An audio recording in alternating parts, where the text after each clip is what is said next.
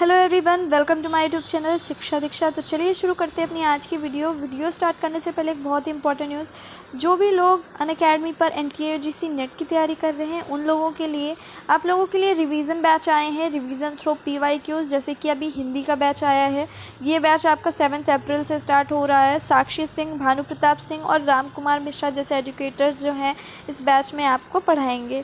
ऐसे ही आपका एक रिवीजन थ्रू पीवाईक्यूज का बैच पेपर 1 के लिए स्टार्ट हो रहा है। ये बैच भी आपका 7 अप्रैल से स्टार्ट हो रहा है। इसमें बुशरा साजली और अलीशा महाजन जैसे एजुकेटर्स जो होंगे वो आपको पढ़ाएंगे। और इसी तरीके आपका पॉलिटिकल साइंस का एक रिवीजन थ्रू पीवाईक्यूज का बैच है। इसमें सुप्रीत धामजिया और मीनाक्षी सिंह मैम जैसे एजुकेटर्स जो होंगे वो आपको पढ़ाएंगे। ये बैच भी आपका 7 अप्रैल से स्टार्ट हो रहा है। और साथ में एक सबसे खास बात वो ये कि जैसा कि मैंने पहले भी आप लोगों को बताया है कि revise India for NTA UGC net आप लोगों के लिए आया है। ये आपका 12 डेज का सेशन है, 200 प्लस सेशंस होंगे। इसमें 33 एजुकेटर्स होंगे। 5 अप्रैल से ये जो बैच है आपका स्टार्ट हो गया और ये एब्सोल्युटली फ्री है आप लोगों के लिए। तो इसमें आपका कंप्लीट रिवीजन चलेगा टॉप के एजुकेटर्स के द्वारा। इसमें आपका 12 डेज का प्लान है। बोथ पेपर 1 एंड पेपर 2 आपका कवर कराया जाएगा। 10 यूनिट कवर कराई जाएंगे, रिवीजन होंगे, एमसीक्यू सेशन होंगे और 21 सब्जेक्ट जो हैं वो एनटीए यूजीसी नेट के कवर कराए जाएंगे।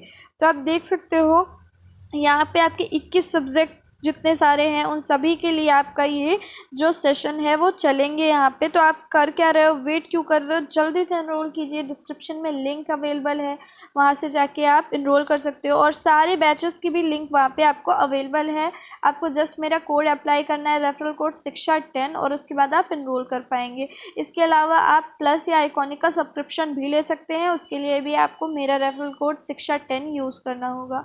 तो चलिए बढ़ते हैं अपनी आज के वीडियो की तरफ। Hello friends, welcome to our YouTube channel Shiksha Diksha. आज के हमारे वीडियो में हम जो जीके और जीएस दोनों के कुछ इंपॉर्टेंट क्वेश्चंस कवर करेंगे जो आगे आपके एसएससी सीएचएसएल वगैरह के एग्जाम पॉइंट ऑफ व्यू से आपके लिए आई होप यूजफुल होंगे। तो शुरू करते हैं वीडियो। पहला क्वेश्चन है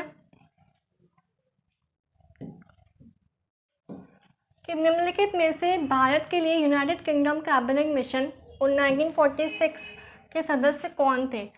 जो यूनाइटेड कैबिनेट मिशन आए थे 1946 में, तो उसमें जो सदस्य थे वो कौन कौन थे? ऑप्शंस हैं पैट्रिक लॉरेंस, स्टैफोर्ड क्रिप्स या एवी अलेक्जेंडर।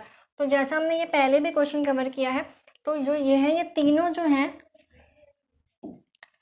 ये तीनों कैबिनेट मिशन 1946 में, जो United kingdom cabinet mission 1946 Bharat जब आए थे तो इसके सदस्य तीनों थे पैट्रिक लॉरेंस, स्टैफोर्ड क्रिप्स और एवी अलेक्जेंडर। तो ऑप्शन क्या हो जाएगा हमारा? ए, बी और सी, सभी, ऑल ऑफ दीज।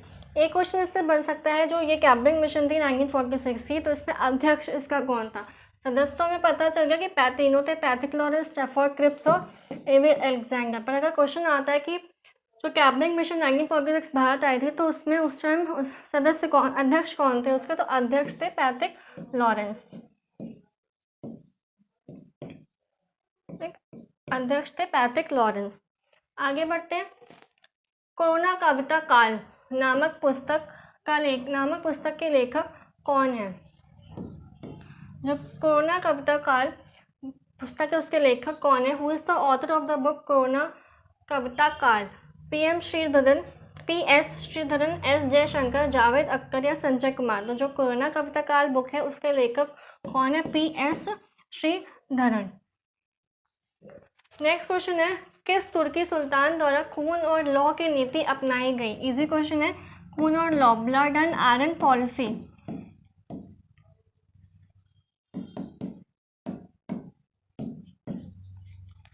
किस सुल्तान द्वारा खून और लौ नीति यानी ब्लड एंड आयरन पॉलिसी अपनाई गई? इल्तुतमिश, महमूद गजनवी, अलाउद्दीन खिलजी या फिर बलबन। तो किसके द्वारा अपनाई गई थी? बलबन द्वारा।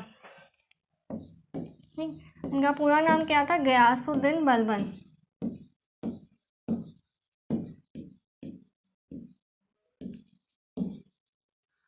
गयासुद्दीन बलबन।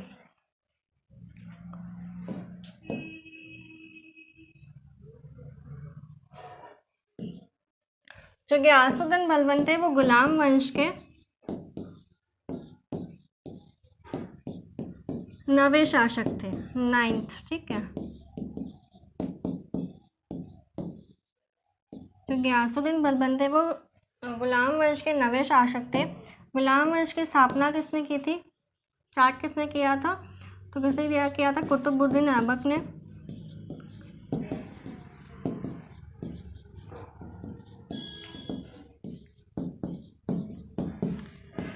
कुतुबुद्दीन ऐबक द्वारा। और कुतुबुद्दीन ऐबक का कार्यकाल क्या था, 1206 से 1210।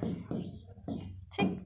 क्वेश्चन था कि ब्लड एंड आयरन पॉलिसी यानी खून और लौह नीति किसने अपनाई, किसके द्वारा अपनाई गई थी, तो बलबन, गयासुद्दीन बलबन द्वारा।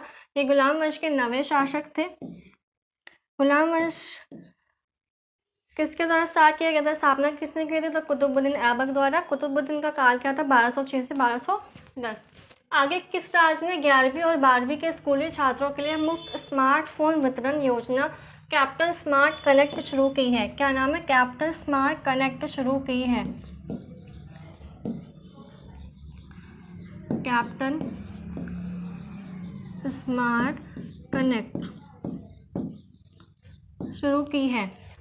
दिल्ली, पंजाब, हरियाणा, तेलंगाना, इसको आप ऐसे याद कर सकते हो कि जैसे कि योजना में यहाँ पे नाम है कैप्टन स्मार्ट कनेक्ट, कैप्टन, तो कौन से देश राज्य के सीएम के नाम में कैप्टन आता है, तो पंजाब। तो क्या हो जाएगा हमारा आंसर, पंजाब राज्य में ने 11वीं और 12वीं के स्कूली छात्रों के लिए मुफ्त स्मार्टफोन वितरण योजना कैप्टन स्मार्ट कनेक्ट के नाम से शुरू की है। महाभारत का अंग्रेजी भाषा में अनुवाद करने वाले पहले भारतीय कौन थे, तो महाभारत का जो इंग्लिश में ट्रांसलेशन किया था वो उन्होंने पहले भारतीय कौन थे, टी.एस. सरस्वती अम्मा, वल्लभाचार्य, किशोरी मोहन गांगुली या पंडित राम अवतार शर्मा। तो महाभारत का जो इंग्लिश में ट्रांसलेशन अंग्रेजी भाषा में अनुवाद किया गया था वो किसके द्वारा, पहले भारतीय कौन थे, किशोरी मोहन गांगुली द्वारा। अगर क्वेश्चन आ जाए कि महाभारत का फारसी में अनुवाद किसने किया था,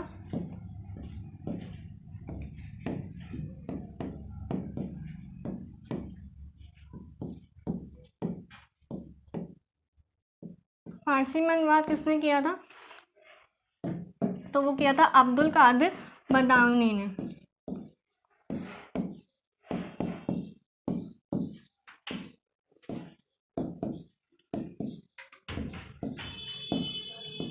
अब्दुल कादिर बदाऊनी ने किया था, किस नाम से, किस शीर्षक से, रज मनामा शीर्षक से, रज मनामा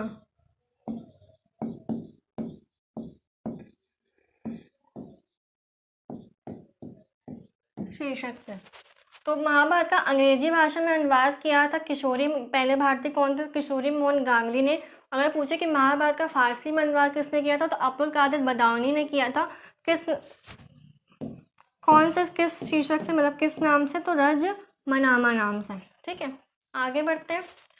हाल ही में किस विश्वविद्यालय के छात्र ने इलेक्ट्रॉनिक मास्क बनाए हैं, किस विश्वविद्यालय के छात्र ने इलेक्ट्रॉनिक मास्क बनाए हैं, JNU, IIT दिल्ली, जादवपुर विश्वविद्यालय या फिर भारतीय विज्ञान संस्थान। तो किस विश्वविद्यालय के छात्र ने इलेक्ट्रॉनिक मास्क बनाए हैं, जादव विश्वविद्यालय में। ठीक है, चंबल नदी किन राज्यों से होकर बहती है, जो चंबल नदी है वो किन किन राज्यों से होकर बहती है, ऑप्शन है उत्तर प्रदेश, मध्य प्रदेश, बिहार, महाराष्ट्र, गुजरात और मध्य प्रदेश, उत्तर प्रदेश, मध्य प्रदेश और राजस्थान, या फिर उत्तर प्रदेश, मध्य प्रदेश और उड़ीसा। तो चंबल नदी वो किन किन राज्यों से होकर बहती है, उत्तर प्रदेश, मध्य प्रदेश और राजस्थान। ठीक, तो थर्ड ऑप्शन हो जाएगा हमारा उत्तर प्रदेश, मध्य प्रदेश और राजस्थान राज्यों से होकर बहती है। जो चंबल नदी है उसका उद्गम कहाँ से होता है, जो चंबल नदी उसका उद्गम कहाँ से होता है, जनापाव पहाड़ी,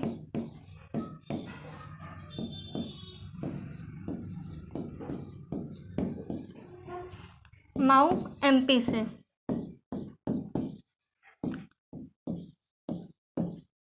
ठीक, जो चंबल नदी है उसका उद्गम कहाँ से होता है, जनापाव पहाड़ी, मऊ, MP से। बांध पूछ लेता है कि कौन कौन से बांध निर्मित है, तो वो भी देख लेते हैं।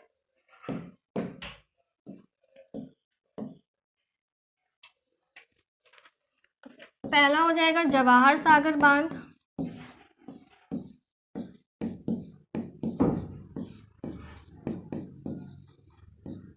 जवाहर सागर बांध, राणा प्रताप सागर बांध,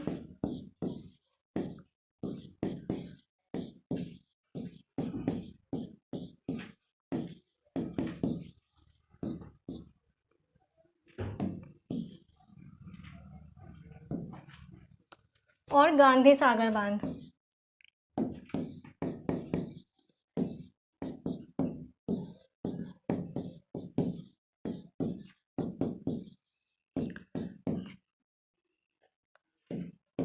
जो ये जवाहर सागर बांध और राणा प्रताप सागर बांध ये कहाँ पे? राजस्थान। और गांधी सागर बांध का है एमपी, ठीक, मध्य प्रदेश में। तो क्वेश्चन था कि चंबल नदी किन राज्यों से होकर बहती है? तो उत्तर प्रदेश, मध्य प्रदेश और राजस्थान। उद्गम कहाँ से होता है चंबल नदी का? तो जनापाव पहाड़ी, मऊ, एमपी से। जो बांध निर्मित होते हैं नदियों में, तो चंबल नदी में कौन कौन से बांध? जवाहर सागर बांध, राणा प्रताप सागर बांध, ये दोनों राजस्थान में, और गांधी सागर बांध एमपी में। आगे 2021 में होने वाले टोक्यो ओलंपिक खेलों के लिए भारतीय टीम की आधिकारिक प्रायोजक कंपनी कौन सी है? जियो, एयरटेल, आइनॉक्स ग्रुप या बायजूस? कौन सी है? आइनॉक्स ग्रुप। 2020 में होने थे टोक्यो ओलंपिक, पर कोरोना की वजह से 2021 के लिए टल गए थे, ठीक। तो कौन सी आधिकारिक प्रायोजक कंपनी थी? आइनॉक्स ग्रुप। 2024 में कहाँ पे होंगे ये? अब तो पेरिस, फ्रांस में होंगे, पेरिस फ्रांस में। और 2028 में कहाँ होंगे? Los Angeles, USA.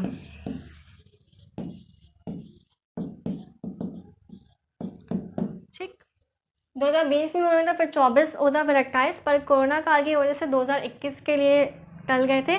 तो कौन सी प्रायोजक कंपनी थी? तो आइनॉक्स ग्रुप। 2024 में पेरिस फ्रांस में होंगे और 2028 में लॉस एंजलिस, यूएसए में। आगे, लाल बाग एक्सप्रेस ट्रेन किन दो शहरों के बीच चलती है? चेन्नई हैदराबाद, चेन्नई आगरा, चेन्नई बेंगलुरु या चेन्नई गुवाहाटी? जो लाल बाग एक्सप्रेस ट्रेन है वो चेन्नई और बेंगलोर के बीच में चलती है। कावेरी नदी के पानी का बंटवारा किस राज्य से संबंधित नहीं है? किस राज्य से संबंधित नहीं है? केरल, कर्नाटक, तमिलनाडु या महाराष्ट्र? तो महाराष्ट्र राज्य से संबंधित नहीं है। कौन कौन से राज्य इसमें इंक्लूडेड है? तो केरल, कर्नाटक, ये तीनों, केरल, कर्नाटक, तमिलनाडु प्लस पुडुचेरी। मुख्यतः ये तीनों ही है, केरल, कर्नाटक और तमिलनाडु। अन्य एक और हो जाएगा पुडुचेरी। इन चारों राज्यों से जो कावेरी नदी का के पानी का बंटवारा है वो इन चारों राज्यों से संबंधित है, ना कि महाराष्ट्र से। आगे, किस राज्य सरकार ने अरुणोदय योजना शुरू की है? मणिपुर, असम, मेघालय या नागालैंड? तो किसने शुरू करी है? असम राज्य सरकार ने यह योजना शुरू करी है। आगे, गुप्त काल में बौद्ध धर्म की चित्रकारी का सबसे अच्छा नमूना कहाँ से मिलता है? गुप्त काल यानी गुप्त वंश जो था उसका संस्थापक किसने शुरू किया था? तो श्रीगुप्त द्वारा किया गया था।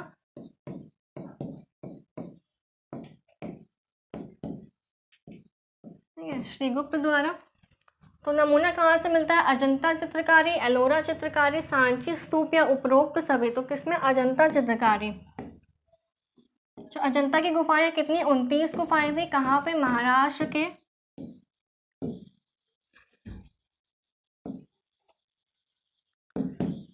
औरंगाबाद।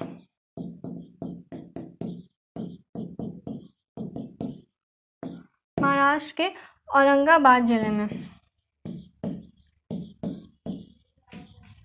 ठीक, तो जो गुप्त काल में बौद्ध धर्म की चित्रकारी है उनमें सबसे अच्छा नमूना कहाँ पे मिलता है? अजंता चित्रकारी में, अजंता की गुफाओं में। आगे लास्ट क्वेश्चन है, भरतपुर राष्ट्रीय उद्यान जो है, जो भरतपुर राष्ट्रीय उद्यान है, निम्नलिखित राष्ट्रीय उद्यानों में से किसका पूर्व नाम है?